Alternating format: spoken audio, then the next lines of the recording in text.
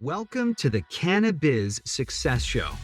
If you're a cannabis company owner or operator who's ready to scale your business, grow your profits, and plant the seeds to take your business to new heights, this show is for you. We'll share expert insights, industry trends, and actionable strategies to help you blaze a trail of success in the cannabis industry. Welcome to the Cannabis Success Show. Today we have Kniepmann join us. He's an attorney, principal on the forensic valuation and litigation services here at Anders. I won't even start to mention all the credentials because it's quite a bit after the after the name, but you can go on his LinkedIn and kind of get a little bit more on that background. But Clay, welcome to the show. It's good to have you here. Thank you so much for having me. And those credentials, when you're doing this, as long as I've been doing it, they just tend to accumulate over the years. So a lot of CPE to track, but yeah, don't let those confuse you. The CPE's got to be the horrible part of all that, right? Luckily, we do have a pretty good CPE tracking system here, so it helps out a lot. And there's tons of overlap, obviously. So yeah. Well, good. Chaser of all credentials, right? Is the nickname. Collector, yeah, I guess, yeah. Collector of credentials, yeah. Well, good. That's a good intro. But Clay, it's good to have you here because as we're talking about cannabis on the legal side of things, and you focus on the legal part, litigation, forensic, and valuation, and I think the last time we spoke, we met in person there in Missouri when Happy Hours, right? We were chatting, and you'd mentioned that you're speaker at the AICPA conference, and looking at some of the information that you spoke about. You kind of went through the whole history of the cannabis industry, right? I mean, we're talking 400 years, really, right, of legal changes, and really we've had an industry that was legal much more longer than what we've dealt with prohibition, and now we see a few things changing. But with all that to say is I think that given the newness of it, right, we're seeing a lot of litigation, a lot of issues that come up, not a lot of history on doing valuation. So we'll get into all that. But before we start, I always like to just kind of, you're an attorney, kind of what made you become an attorney, or specifically, working with cannabis clients and the specific area that you chose, which is forensic and valuation. Yeah, thank you. And yeah, you mentioned the AICPA conference. So I had the opportunity to present last year at the AICPA Forensic and Valuation Services Conference, and the topic was litigation and forensic services in the cannabis industry. High times for CPAs is what our session was titled. And to be honest with you, I think I learned a lot when I started delving into the history. That's not something that I focused on at all.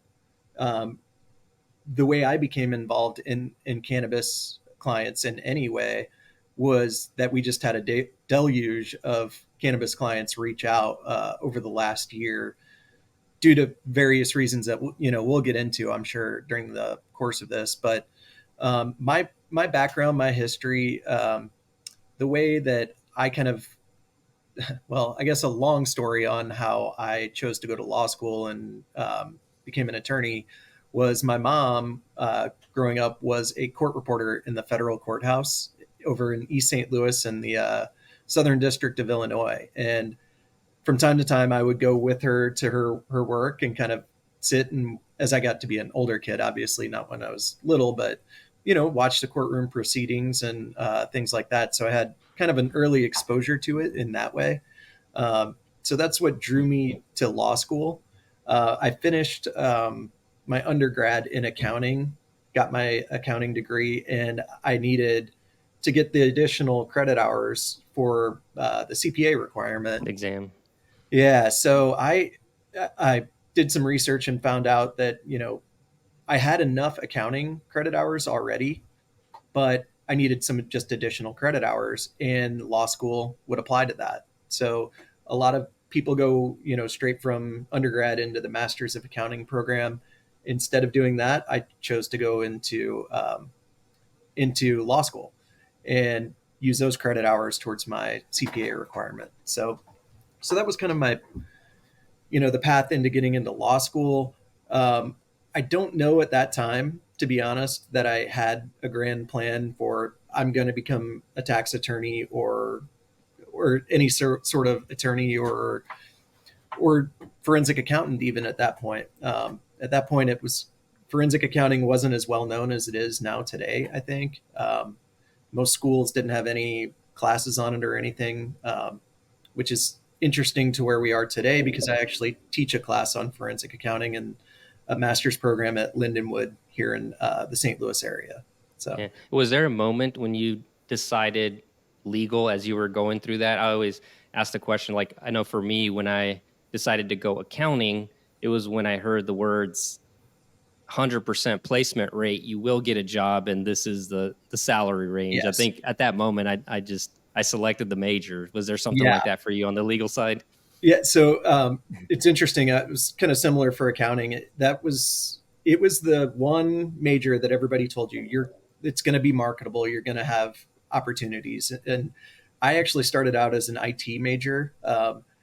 So I took my first coding class, and I had a professor at the end of that class, God bless him, that came up and said, "You might want to think about considering other paths." And he was so nervous to tell me, but I just started laughing when he told me because I'm like, I was thinking the same thing because I was really struggling with those coding classes, to be honest. I took my first accounting class the next semester, and something about it just clicked. It all made sense to me in the way I'm wired, I guess. And that paired with the the outlook for the job outlook for CPAs really kind of drove me. It was no question after that was going to be my major. Um, Law school, I kind of decided on later on. It's something that I think always had in the back of my mind that I wanted to do, and it worked out that I had an opportunity. I had a grad assistantship set up at the school that I was going to already, um, and so it just made sense at the time. It's kind of funny. You can plan all you want, but sometimes life has a way of, planning for you too. So it just kind of naturally happened that way. And then when I graduated, it was 2008, which was a very low point for anybody graduating law school. If any attorneys are listening, they're probably nodding their head. But accounting firms were still hiring, so uh, you know, having that focus on something that you knew would be uh, give you opportunities was really a blessing. So I was able to start out at a tax firm, um, and had done a couple of busy seasons and gone through, learned a lot about the tax side of things. But I always had this kind of feeling in burning. I don't know what you would call it, but I always had this desire to do the fraud investigation type of work. And with the legal background and the accounting background, that opened some doors and opportunities for me to get into the forensic accounting business. Uh, Rather than kind of doing a reset and going into the legal side, Mhm. it just made natural sense at that point. And I couldn't be happier that that's the route that, I ended up taking. Yeah. Yeah, I don't blame you for not wanting to do the coding and all that. I could not do that in high school nor in college, and not something I would want to do.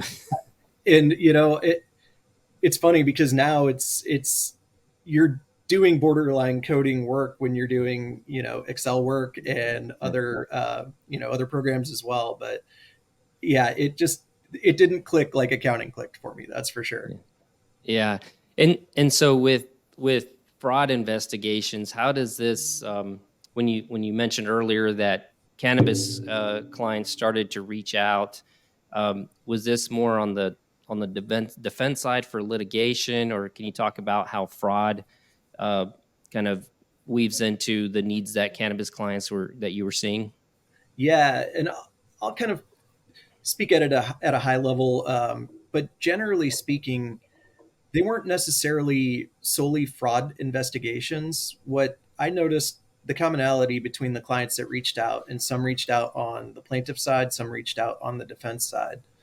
But the commonality was they they got into this business venture. A lot of people saw a lot of opportunity in it, which, obviously there is. This isn't a new industry.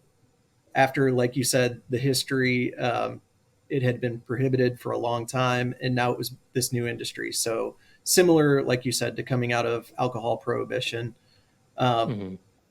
a lot of investment, sometimes from people who had some sort of experience in either agriculture or even cannabis, but a lot of investment from people who had really no touch point on either of those. Like this is a totally new business for them too.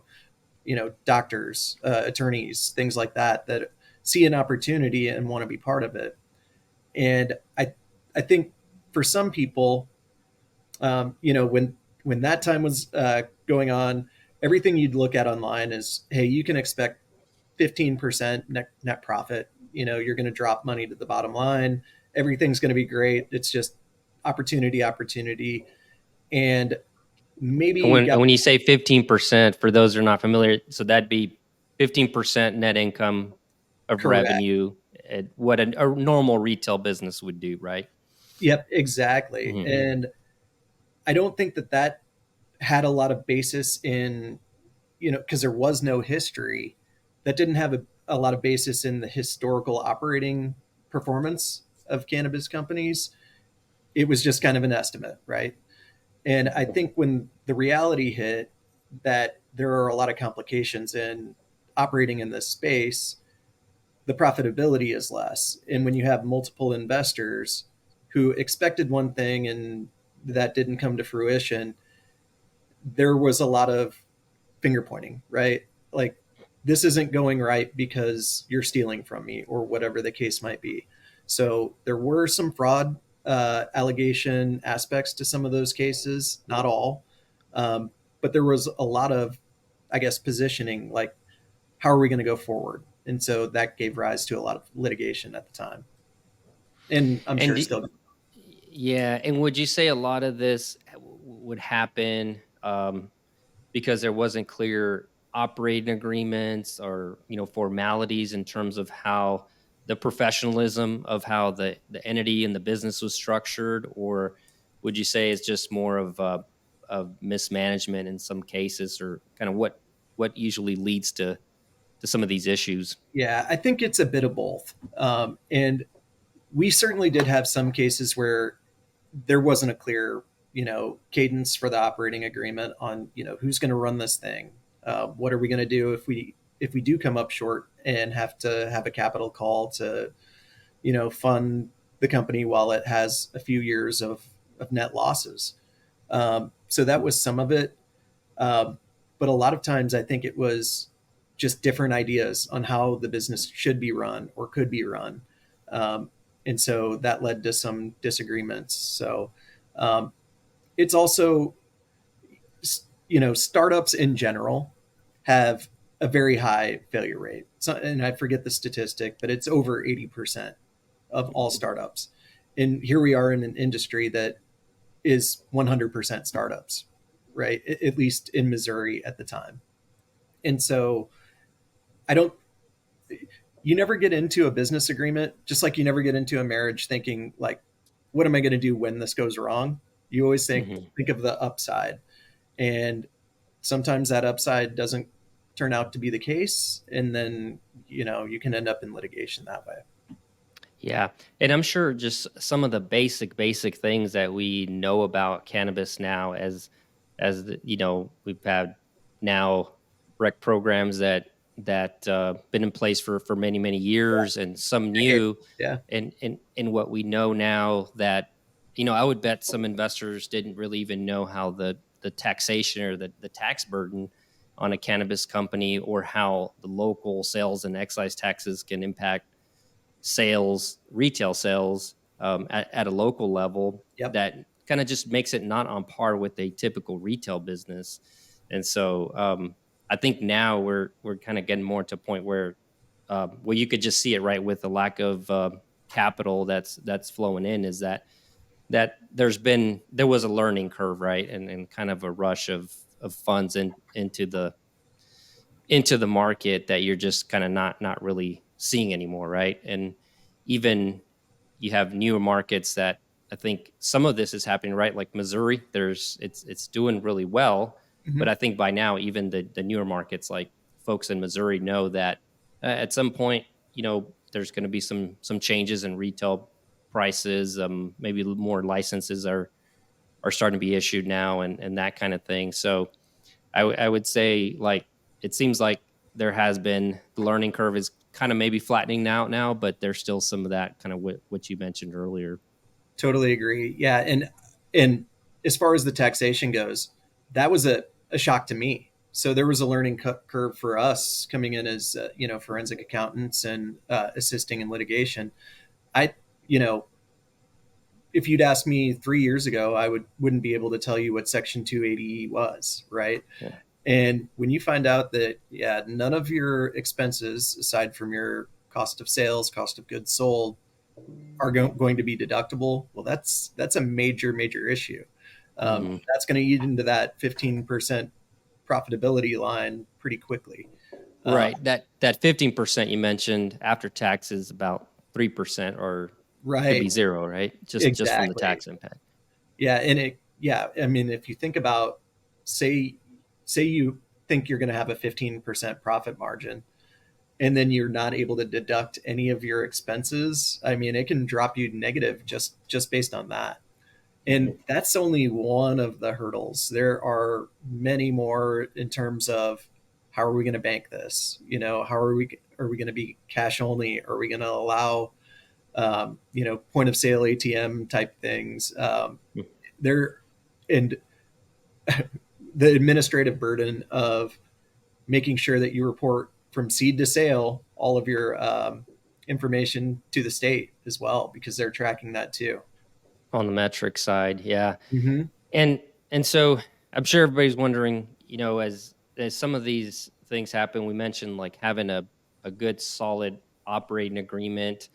Um, what are some of the other things that, if you're starting a cannabis company or investing in a cannabis company, to really just some basic things that you really don't need to hire an attorney, but just things to do to avoid some of the things that happen in litigation in terms of you know, uh, not having proper documentation and being able to really decipher, how the business Yeah. is doing. Yeah. And I think one of them we kind of touched on a little bit ago, but when you go into any investment, you always hear that with any investment, there's a risk of loss, right? So you should always think about what happens if this is worst case scenario, or not worst case, but it doesn't go as well as I planned. Have contingency plans for that. And don't, just invest the amount and expect net cash to start flowing to you. Um, Realize that there is a learning curve here in this industry, and it might be some years before you see that profitability. What are you going to do? Are you going to have a cash reserve set aside? Let your investors know there may be capital calls over the next few years as we kind of figure this thing out.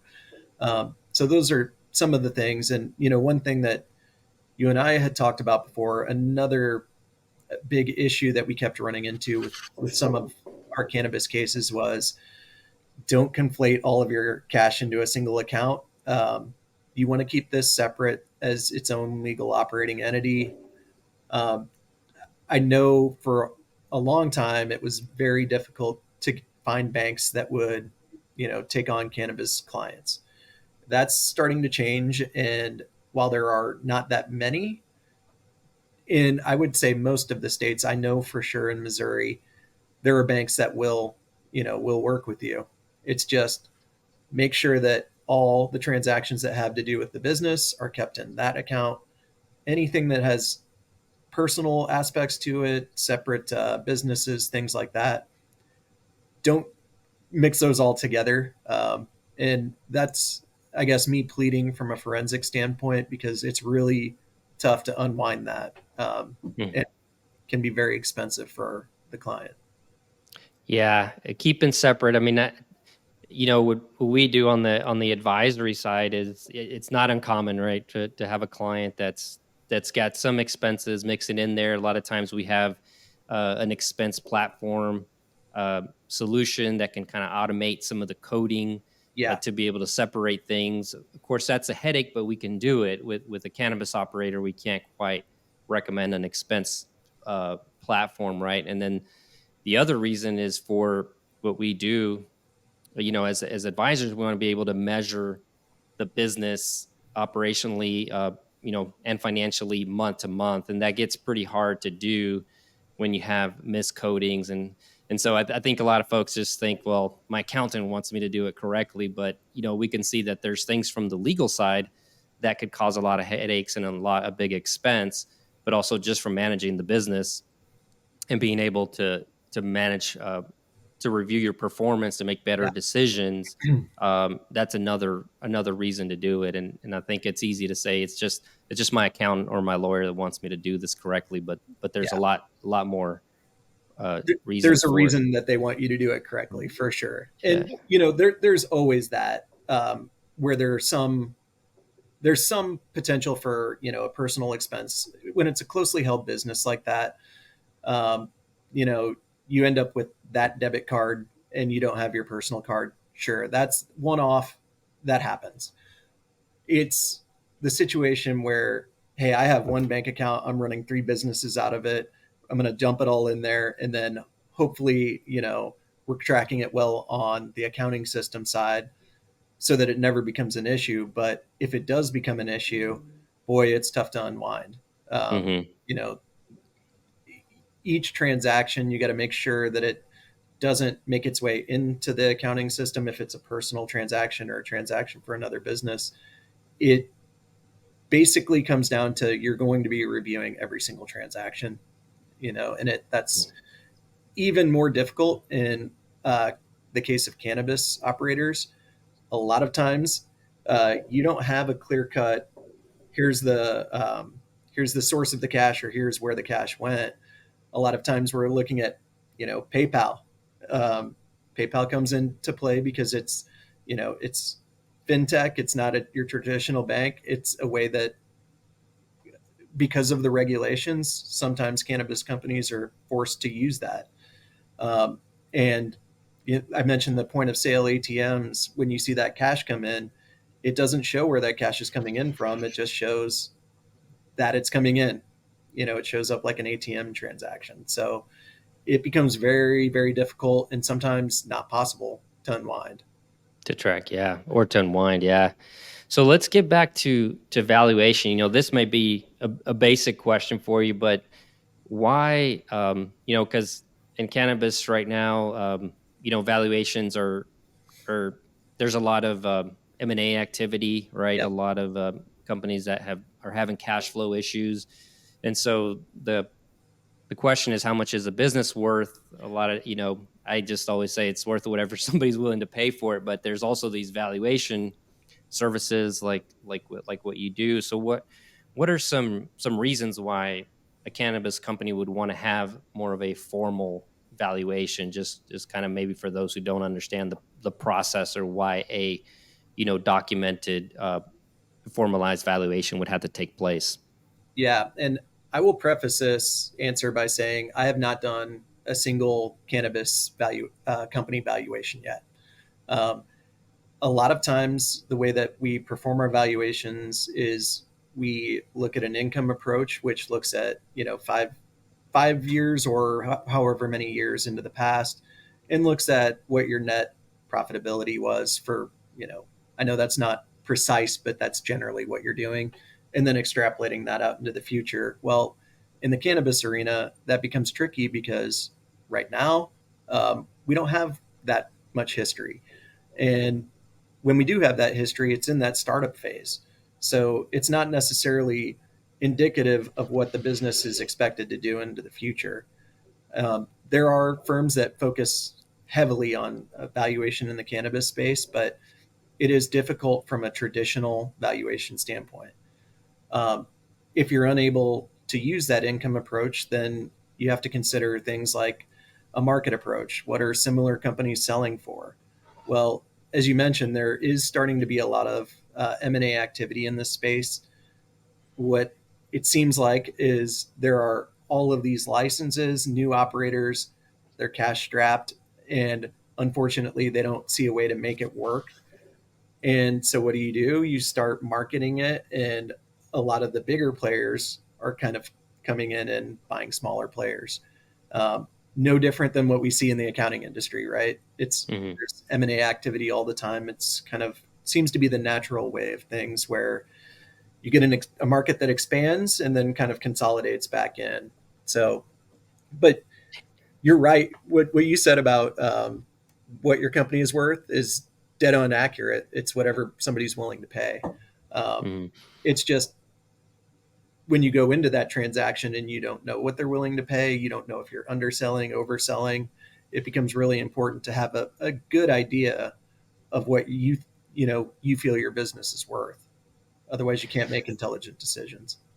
Yeah, and the regulatory environment is not stable like you would see with any other industry, right? And it's definitely localized and certainly at the state level. Like I know, like in Colorado, there was a point in time where under the state program required a retailer to produce 70% of its inventory. So retailers had to do some form of cultivation. Um, and so they built up their facilities thinking that would be a long term requirement. Well, then later, I can't remember the year, but the state did away with that. So that just really brought in bigger cultivators and made all these changes. And so those are the kind of things that you really can't predict, right? But at least not back then. But now it's like you can kind of look at what are all the regulatory things from a regulatory standpoint, what are all the things that could change, whether improve or move backwards, that could change that forecast, especially with new rec programs coming on, new licenses being issued, and that kind of thing, and that all completely changes the outlook on the business. Makes it really hard to plan, especially for long term, right? If you're putting together a business plan and you don't know what the rules are going to be, it's hard to play a game if the rules keep changing, and that's unfortunately part of this being such a new industry. And I will say in some states, it's been going on, it's been legal for over a decade now, right? So some are more mature than others, but the states are trying to figure out what to do with it as well.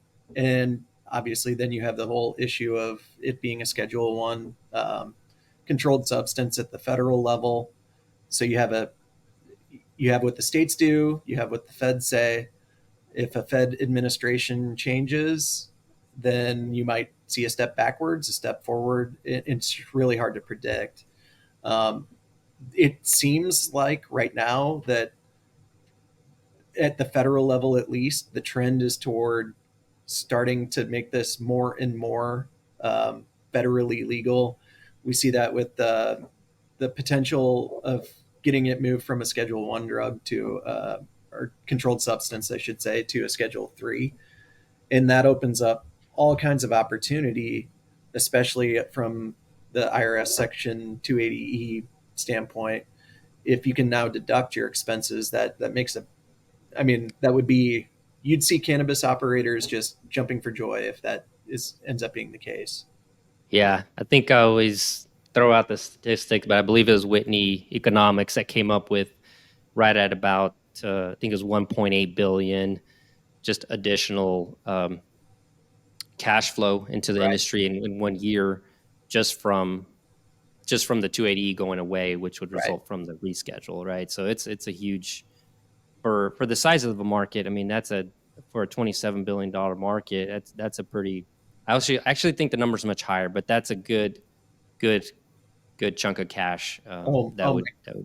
it's a life changer for sure for operators, and I haven't kept on it as much as I probably could or should, but the last that I saw, it seemed like each step of the way, it's moving closer and closer to becoming a Schedule 3 versus Schedule 1. So I hope that trend continues, and hopefully that's settled before long, just so people can start to plan. It's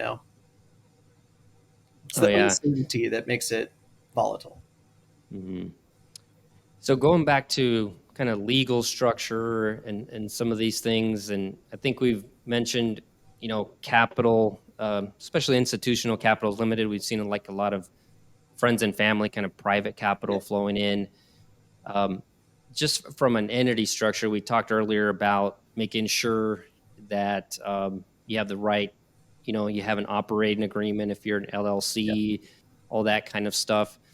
Um, given that you have a lot of situations where it's family and friends, do you see a lot of times where a lot of this kind of the having the right entity in place or really having analyzed that isn't in place? And could you really maybe kind of give an overview of what are some of the kind of the typical entity structures that you see and what you should think about when you're starting a cannabis business?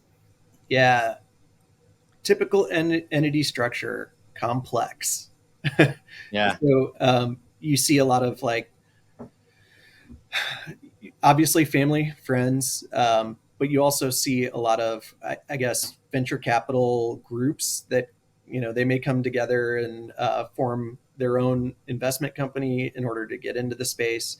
But you also have the issue of ultimately the license has to be held by a single entity, right? And so you do get a lot of kind of tiered um, org structures that can become pretty complex. And where that gets complicated from the forensic standpoint is you get a lot of allegations of kind of moving money from the left pocket to the right pocket from, so give an example. We may have a company that has a holding company up here, and then another holding company over here. Underneath that, they may have a grow facility, um, transport facility, and a dispensary, right? So if the dispensary is pushing expenses or profit over to our grow facility over here, how do you know that that's done at a fair rate such that somebody who's controlling up here at the top might not be shifting money over to this entity where they have a slightly higher stake? So those complex org structures can be problematic in many ways. Now, if it's a well set up structure, there's also ways you can do some tax planning, and if you can push things down to certain levels, there might be more cost of goods sold versus traditional expenses at that point, and you can do some clever planning that way. Hopefully some of that, it becomes less important when the descheduling or reducing of the scheduling happens. Hmm. And what are some ways to, how could you avoid some of that ambiguity and how costs are scheduled or are allocated between entities when you have different ownership?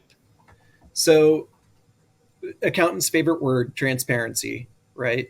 Keep the books and records up to date and make sure that the people who are entitled to that information are getting that information as accurate as you can make it and as timely as you can make it. Um, where we see problems is when that's not necessarily being done, you don't really know where you stand. At the end of the year, you find out, oh my God, we've got a loss of $300,000 this year. Where did all my money go? And that's when you get into trouble. That's when the fingers start pointing and it becomes more complex to unwind. Um, the problem is because we're seeing pretty razor thin margins, it seems to me that a lot of the companies are hesitant to invest in doing the bookkeeping, the administrative work the right way. And that's unfortunate. While it might seem like an easy place to cut costs at the onset, it's totally the reverse if things go poorly. I mean, and it is tenfold more expensive to try to figure it out on the back end. Yeah. I think that's been a theme for years, right? Is that there's some mistrust on top of it, but also that if it's a bit of a catch-22, right? If the cash flow is not there, then if it's not an absolutely necessary service, it becomes hard to spend the money on it, right? And not a shameless plug, but I definitely I was just going having to say some the same thing. I mean, I was just going to say that. Yeah, having someone outsourced is a great option. It really is. I mean, outsource, it is in a cost effective of way, and as we both know that once you mentioned earlier, hard you said it becomes hard to untangle. Um, and a lot of times accountants are hired just to come in and do that, and just the cleanup work is a huge cost. And so it's kind of like staying healthy right. and avoiding uh, medical costs down the road. It's just, even from a cost standpoint, it still makes sense to maintain your books every month, and it's really not that hard. And the cost is pretty reasonable when you have an outsource option to at least do the basic coding of transactions and just Yes. making sure the controls are in place and all that kind of thing. I love that Which leads analogy. us in, You yeah, know, compare it to, yeah, staying on top of your health. I mean, it sucks when you're doing it, right? You want to go out yeah, and hit up Arby's on the way home, but yeah, it's mhm, going to come back to bite you at some point, right? Um, and we've seen. I don't want to single out any client or anything like that, but we've seen some books that are very, very messy, and that is somewhat common for the cases that we've dealt with. Now, bear in mind that the cases we deal with, there's already a controversy, so something's gone wrong. But things like, negative profit or negative gross income, how do you get that? Negative cost of goods sold, how do you get that? In the books, negative payables. exactly. Yeah. So it's like reverse world. And when you get into that situation, it's very difficult to figure out which end is up. And that's not a situation you want to be in. Yeah. So, from the accounting side, I know what a cleanup looks like, but when it gets to your level, especially if there's litigation involved and all these different things, it's a it's a pretty big deal in that you have to have an expertise on how to do this. So I'm sure some people are wondering, like, what does a cleanup really look like, or what are some of the things that you have to do to like untangle all this mess, because it gets pretty creative in how you're able to recreate information and all that, right? I mean, Yeah. what Just are to give you this, an like, some of the idea, things like a yeah, lot of times it is back to the bank statements. It's all the way back to like square one in recreating it from whole for the entire period. And that is not a situation that you want to find yourself in, and it's one thing to code something properly when the transaction happens. It's a whole different thing to figure out what that transaction was supposed to be 3 years down the road. So it can become difficult and sometimes not possible. You almost have to like cut off, start over. yeah. Yeah, I think the theme here has been, it's a huge headache, the cost, the risks of it, and then just not being able to manage your business effectively, or raise additional capital Right. when things just aren't clean. So I think if we haven't made it clear enough, there's definitely um, a lot of tips that you shared on what are some of the things to look out for, what you would want to do from the get go to make sure you set yourself up for success. Or if you haven't been, it really makes a lot of sense to hire someone from outside and get things to a good point, so you can move forward. So I think it's been a great discussion. You shared a lot, and I don't think a lot of folks are familiar with, what you do on the valuation, litigation, and fraud side. So I think it was a really unique perspective to bring in on some of the things that can happen, particularly in cannabis. And so I appreciate you being on the show, Clay. And I always, or here lately, I've tried to end each each episode by asking if you have a prediction. Doesn't even need to be an informed prediction, but I've been seeing that maybe 80 to 90% success rate on a reschedule this year. It could be a yes or no, but just Yes. seeing what's your prediction. Yes. Okay. Yes. Yeah. Okay. Legalization of cannabis is extraordinarily popular at the national level. It is popular, and we're heading into an election year. Yeah, I think it gets descheduled this year. Good. So I think everyone I've asked, we're at about 100% right now, and so Well, I'm glad I'm not not the everybody. one outlier then. Yeah, For that's sure. right. You don't want to be the one pessimistic, but well, good, Clay. I appreciate you being on. I think we enjoyed the discussion. I think everybody's gonna enjoy this one, and appreciate you being on. Thank you so much for having me. I appreciate it. All right. Enjoy this podcast? Visit our website, anderscpa.com/virtual-cfo-cannabis to get more tips and strategy for achieving business success in the cannabis industry.